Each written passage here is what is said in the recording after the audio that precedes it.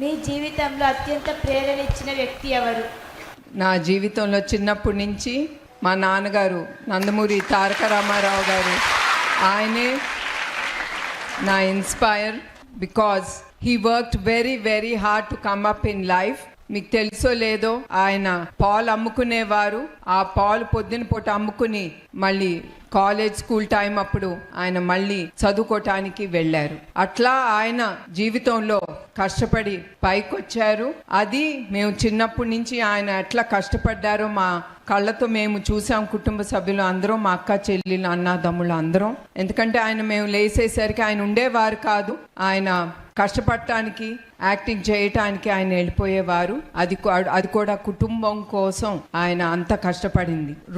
ఒక రోజు చాలా రోజుల పాటు మేము ఆయన చూసేవాళ్ళం కాదు. మేము పడుకునేసరికి కూడా ఆయన వచ్చేవారు కాదు. మళ్ళీ మేము లేసేసరికి ఆయన అట్లా వెళ్ళిపోయేవారు ఆయన యాక్టింగ్ ఫీల్డ్కి.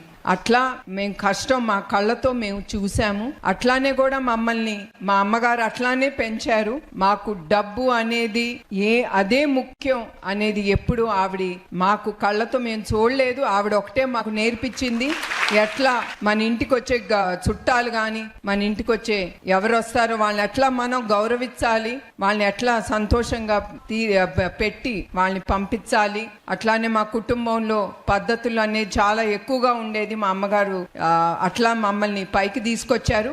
అట్లా మా నాన్నగారు, మా అమ్మగారు వాళ్ళిద్దరూ నా స్ఫూర్తి నా జీవితంలో.